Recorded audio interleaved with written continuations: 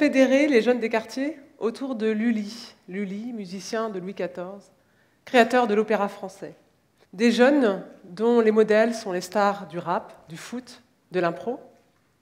Est-ce qu'il faut s'adapter au goût et au code du public, ou bien affirmer un univers différent? Ces questions se sont posées quand le Centre de musique baroque de Versailles a lancé le projet Génération Lully, dans la ville à la fois proche et lointaine de Trappes. Le défi était grand, et notre résolution aussi. Guidée par une certitude, la renaissance des arts baroques, depuis une cinquantaine d'années, nous a donné une nouvelle vision du XVIIe siècle.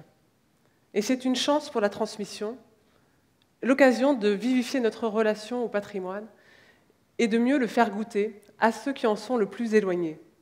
Vous connaissez Vivaldi, Handel, Bach, mais à part Lully, Rameau, Couperin peut-être, qu'en est-il des compositeurs français de la même époque?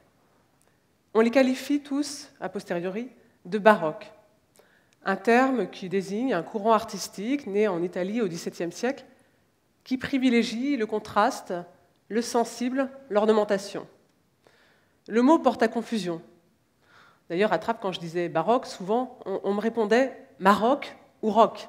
Au cours du XXe siècle, donc, est né un grand mouvement pour tirer la musique ancienne française de l'oubli, et un peu comme un restaurateur d'art qui met à jour les couleurs d'une fresque, des chercheurs, des musiciens ont sorti de l'ombre quantité d'œuvres musicales. Et le Centre de musique baroque de Versailles a été créé pour faire rayonner tout ce patrimoine retrouvé.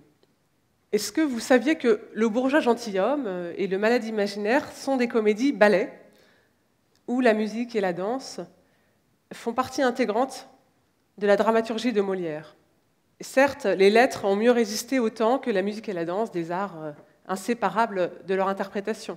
Et puis, la littérature est jugée plus sérieuse en France.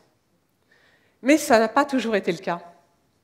Détachons-nous un instant de l'image sévère de monarque absolu pour découvrir la face cachée de Louis XIV.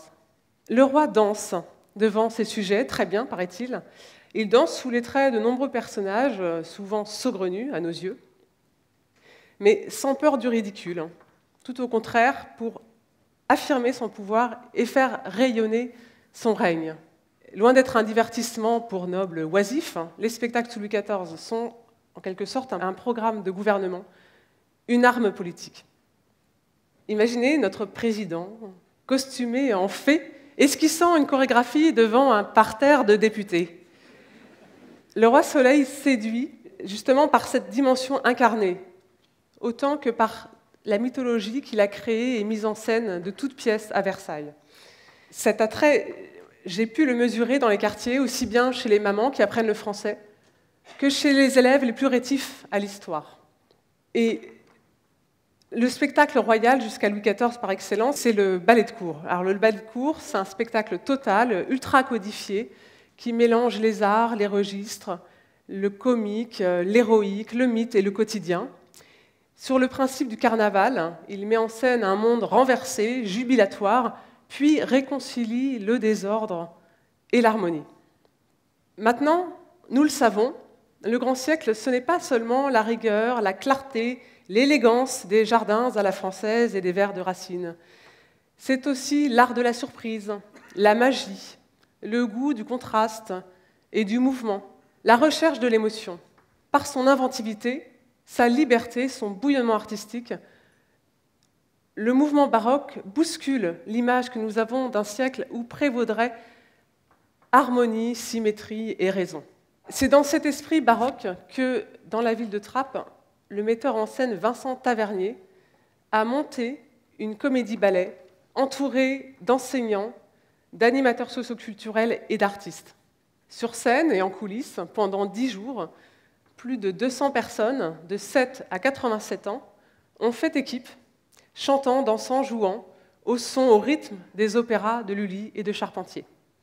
Trappistes et Versaillais, côte à côte sur la scène de l'Opéra Royal de Versailles, tirant parti de leurs différences, de leur fragilité, de leur richesse, unis par le même désir de se dépasser pour donner ensemble le meilleur spectacle. Les mamies ajustaient les costumes des enfants, tandis que le clavecin jouait avec la bombarde et les percus.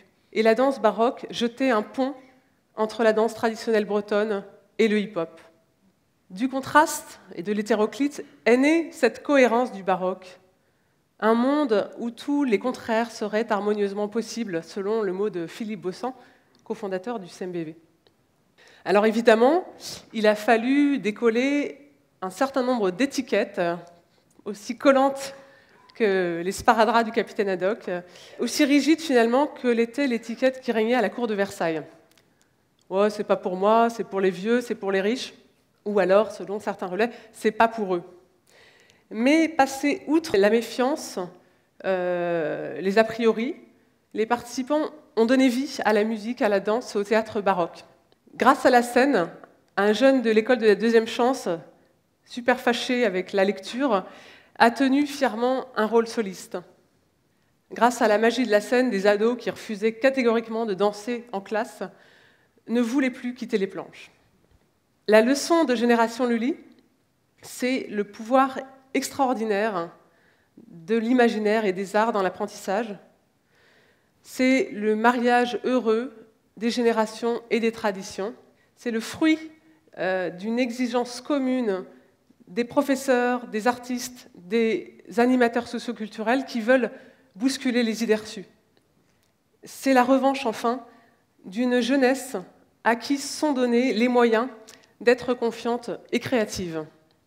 Les Fables de La Fontaine inspirent notre nouveau projet d'action culturelle. Alors vous allez me dire, La Fontaine, contrairement à Lully, il est incontestablement connu, célébré, classique. Mais on l'étudie encore trop souvent et uniquement dans les petites classes. Les animaux, la morale, c'est mignon, mais réducteur. Et l'œuvre vivante du fabuliste est encore et toujours à redécouvrir. Les artistes du XVIIe siècle, comme la jeunesse du XXIe, nous invitent à donner des couleurs et un souffle nouveau à notre patrimoine, ni pièce de musée intouchable, ni objet que l'on peut modeler à notre gré et selon les modes. Et si on transmettait autrement notre patrimoine ?